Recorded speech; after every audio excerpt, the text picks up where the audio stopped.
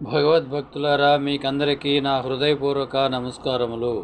మనము నిన్నటి వరకు భగవద్గీత 18వ అధ్యాయము మోక్ష సన్యాస యోగంలో 61వ శ్లోకం వరకు చెప్పుకుని ఉన్నాము. నేడు 62వ శ్లోకం నుండి చెప్పుకుందాము. 62వ శ్లోకంలో భగవంతుడు భవరోగ చక్ర భ్రమణము నుండి విడుదల పొందాలంటే ఏమి చేయాలో కూడా అంతిమ ఉపదేశంగా తెలియజేస్తున్నారు దేవాది దేవుడు శ్రీకృష్ణ పరమాత్మ.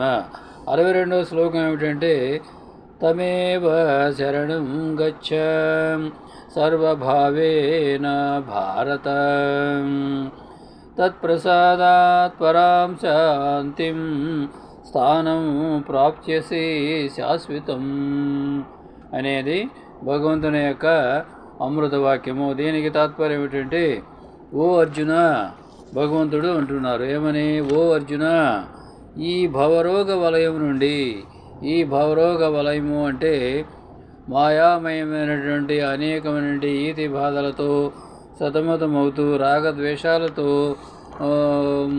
అనేకమైనటువంటి ఇడుముల పాలు అవుతూ ఈ సంసార సాగరములో ఇరుక్కుపోయి ఏ గతి తోచని విధంగా ఉండేటటువంటి ఈ యొక్క సర్కిల్, ఈ వలయం నుండి బయటపడాలంటే అన్ని విధాల నీలోనూ ఉన్న ఆత్మతత్వాన్ని, నీలోనూ ఉన్నటువంటి ఆత్మతత్వము అంటే పరమాత్మని, ప్రతి వానిలో ఉన్నటువంటి పరమాత్మని, అదేవిధంగా అర్జునుల వారితో భగవంతుడు అంటున్నారు, నీలో ఉన్నటువంటి పరమాత్మతత్వాన్ని శరణ పొందాలి. జై శ్రీరామ్. నీలో ఉన్నటువంటి పరమాత్మతత్వాన్ని శరణ పొందాలి అని చెప్తున్నారు. తరువాత ఆత్మానుగ్రహంతో ఆ పరమాత్మ భావనలో అంటే నా భావనలో ఉన్నందువల్ల పరమమైన శాంతిని, శాశ్వతమైన ఆనందతత్వాన్ని పొందగలుగుతావు అని భగవంతుడు అర్జునుల వారితో చెప్తున్నారు.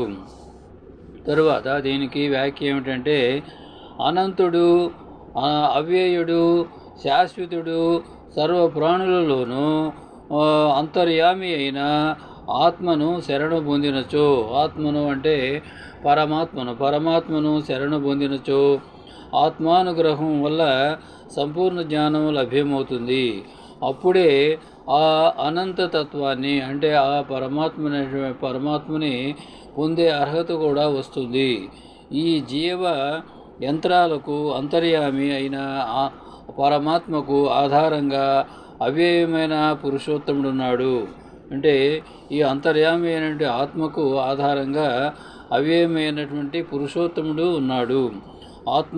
ఆత్మానుమతి లేకుండా, ఆత్మజ్ఞానాన్ని పొందకుండా పరమాత్మ తత్వమైన ఆ పురుషోత్తముని పొందలేము. ఆత్మానుమతి అంటే మనలో ఉన్నటువంటి మన ఆత్మ యొక్క అనుమతి లేకుండా ఆత్మజ్ఞానాన్ని మనము పొందకుండా పరమాత్మతత్వమైన పరమాత్మని గురించి, ఆ పురుషోత్తముని గురించి మనము ఆయనను పొందలేము. ఇంతకు ప్రారబ్ధమే ఈశ్వరుడు శాసించువాడు. ఇంతకే ప్రారబ్ధం అంటే ఈశ్వరుడు శాసించువాడు అని అర్థము. ప్రారబ్ధాన్ని అవగాహన చేసుకోకుండా పరమాత్మతత్వాన్ని చేరలేము. ప్రారబ్ధాన్ని అధిగమించాలంటే ఆత్మజ్ఞానమే సాధనం. ప్రారబ్ధాన్ని అధిగమించాలంటే ఆత్మజ్ఞానమే సాధనము అని గ్రహించాలి. ఇంతవరకు అమోఘమైన పరతత్వాన్ని బోధించి భగవంతుడు అంతిమంగా సాధకుని కర్తవ్యమేమో తెలియజేస్తున్నాడు. క్రింది శ్లోకములో 63వ శ్లోకము, ఇతి తే జ్ఞానమఖ్యాతం గుహ్యతరం మయా విమృశ్యై తదా శేషేణ యథేచ్ఛసి తథా కురు అనేది భగవంతుని యొక్క అమృత వాక్యము. దీనికి తాత్పర్యం ఏమిటంటే, రహస్యమైన రహస్యములలో అతి రహస్యమైనటువంటి ఆత్మజ్ఞానం నీకు చెప్పాను అర్జున.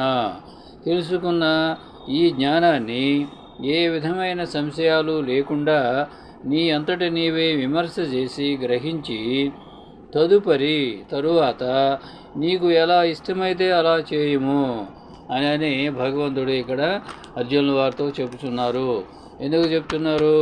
అర్జునుడు యుద్ధానికి, యుద్ధభూమికి, కురుక్షేత్ర రంగానికి అధర్మంపై ధర్మ పోరాటము చేయడానికి వచ్చినటువంటి అర్జునుడు ఆ సైనికులందరినీ, సైన్యంలో ఉన్నటువంటి వరుస బంధువులను, వరుసకు ఉన్నటువంటి బంధువులను అందరినీ చూసి దుఃఖితుడై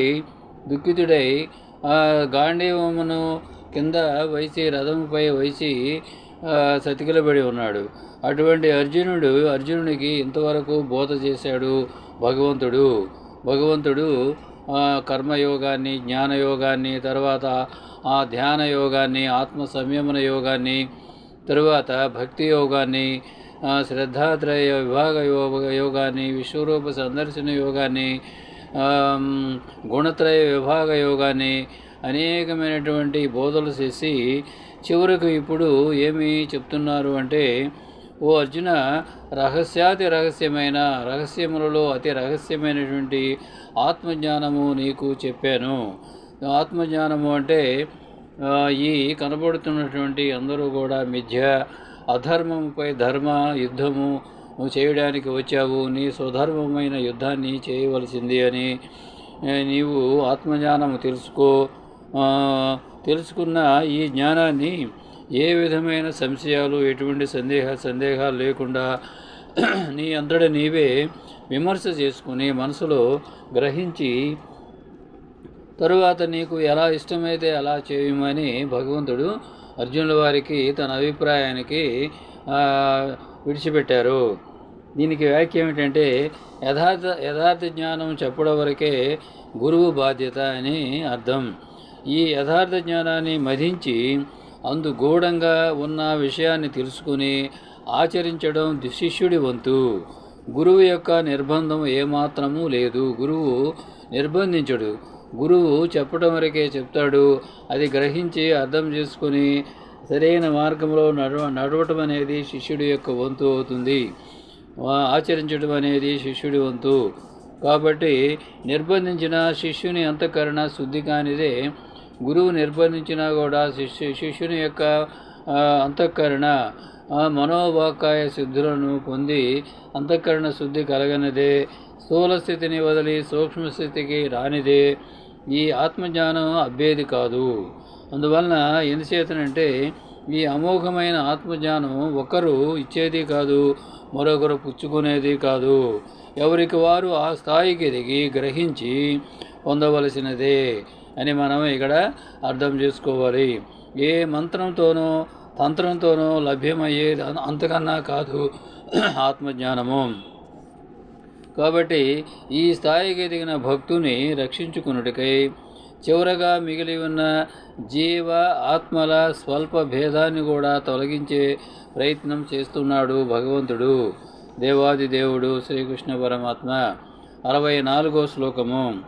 సర్వగుహ్యతమం భూయః శృణుమే పరమం వచః ఇష్టోసి మే దృఢమితి తతో వక్ష్యామి తే హితం అనేది భగవంతుని యొక్క అమృత వాక్యము. దీనికి తాత్పర్యం ఏమిటంటే, ఓ అర్జున, అన్నింటికన్నా ఎక్కువైన పరమమైన రహస్యాన్ని నా ద్వారా వినము. నీవు నాకు చాలా ఇష్టమైన వాడివని నీ హితము కోరి పురుషోత్తమ ప్రాప్తికై, అంటే నా యొక్క ప్రాప్తికై మరలా నీకు చెప్పుచున్నాను, వినము అని తాత్పర్యము. దీనికి వ్యాఖ్య ఏమిటంటే, సాధకుని మేలు కోరి గుహ్యాతి గుహ్యమైన ఆత్మజ్ఞానాన్ని బోధిస్తున్న ఆ మహానుభావునిపై భక్తుడికి ఎంత ప్రేమో, ఆ పరమాత్మకు కూడా తన బిడ్డ అయిన భక్తుడి మీద అంతటి ప్రేమ ఉంటుంది అని మనం ఇక్కడ గ్రహించాలి.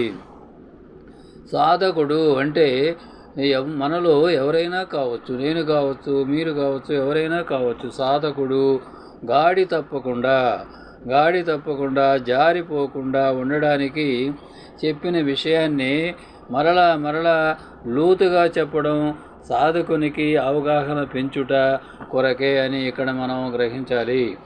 ఏకమేవ ద్వితీయం బ్రహ్మ అన్న శృతివాక్యం ప్రకారం అభేదం సిద్ధింపచేయుటకు పరమాత్మకు భక్తుడికి మధ్య చివరగా చిరిగిపోవడానికి సిద్ధంగా ఉన్న కొద్దిపాటి వాసనామయ పొరను, అంటే పాప పుణ్యాలతో పాప బంధాలతో ఫలితాలతో కూడుకొని ఉన్నటువంటి వాసనామయ పొరను శూన్యం చేసుకోవడానికి ఇదొక్కటే మార్గము అని మనం ఇక్కడ గ్రహించాలి.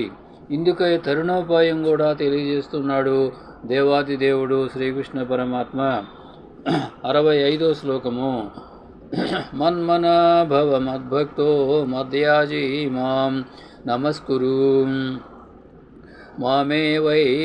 మామే వైప్యసి సత్యం తే ప్రతిజానే ప్రియోసి మే అనేది భగవంతుని యొక్క అమృతవాక్యము. దీనికి తాత్పర్యం ఏమిటంటే, ఓ అర్జున, వేరే ఆలోచన లేకుండా, వేరే ఎటువంటి ఆలోచన లేకుండా మనస్సును ఆత్మతత్వములో ఉంచు.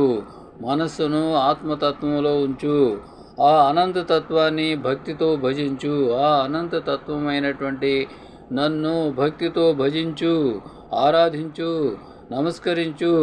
కడకు అంటే చివరకు ఉపాధి వదిలిన తర్వాత, అంటే ఈ శరీరాన్ని వదిలిన తర్వాత ఆ తత్వాన్ని పొందుతావు, అంటే నన్నే పొందుతావు. ఇది ముమ్మాటికి సత్యము. నీవు నాకు అత్యంత ప్రియుడవు కావున ప్రతిజ్ఞ చేసి యథార్థాన్ని నీకు చెబుతున్నాను అనేది తాత్పర్యము. దీనికి వ్యాఖ్య ఏమిటంటే, భక్తునిపై గురుమూర్తికి ఎంత ప్రేమ ఉంటుందో అర్థం చేసుకోండి. ఇక్కడ ఇంతవరకు సాధనతో ముందుకు తీసుకువచ్చిన భక్తునకు ఏ సంశయం లేకుండా అపూర్వమైన బోధను అందించాడు శ్రీకృష్ణ పరమాత్మ. సాధకుడు యథార్థం గ్రహించి ఆత్మయందే మనసు నిలిపి అనన్య భక్తితో అభేద భావంతో అందుండుటే పరమార్థమని ప్రతిజ్ఞాపూర్వకంగా తెలియజేశాడు భగవంతుడు దేవాది దేవుడు. ఇంతటితో పరమాత్మకు భక్తుడికి మధ్య ఏ విధమైన అడ్డుపరలేని ఏకమేవ ద్వితీయం బ్రహ్మ అనే స్థితికి సాధకుని చేర్చడమే కాక పరమాత్మనే చేశాడు భగవంతుడు. ఇక్కడ అర్జునుడితో పాటు మనల్ని అందరినీ కూడా పరమాత్మనే చేశాడు. ఇలా అనన్య భక్తితో పరమాత్మతత్వం చక్కగా అనుభూతి పొందుటకు ఈ క్రింది శ్లోకాన్ని కూడా పరిశీలిద్దాం.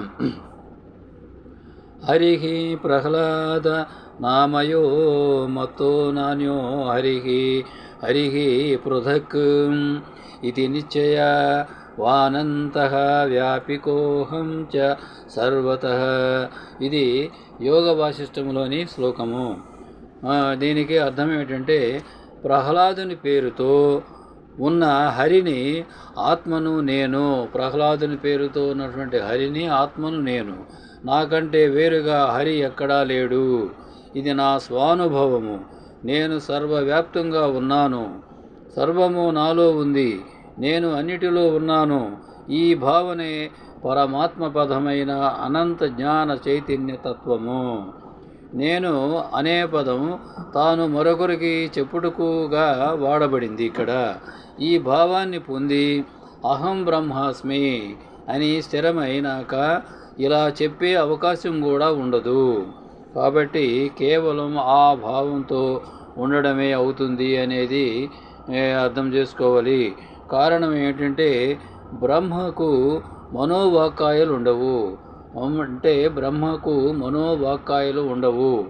కేవలం ఆ భావంలో ఉండడమే అవుతుంది. కారణం, బ్రహ్మకు మనోవాక్కాయాలు ఉండవు. కాబట్టి ఇదే నిర్బీజ నిర్వికల్ప సమాధి అని అనబడుతుంది. ఈ సమాధి అంతిమ సమయంలో మనం పొందవలసినది అని మనం అర్థం చేసుకోవాలి.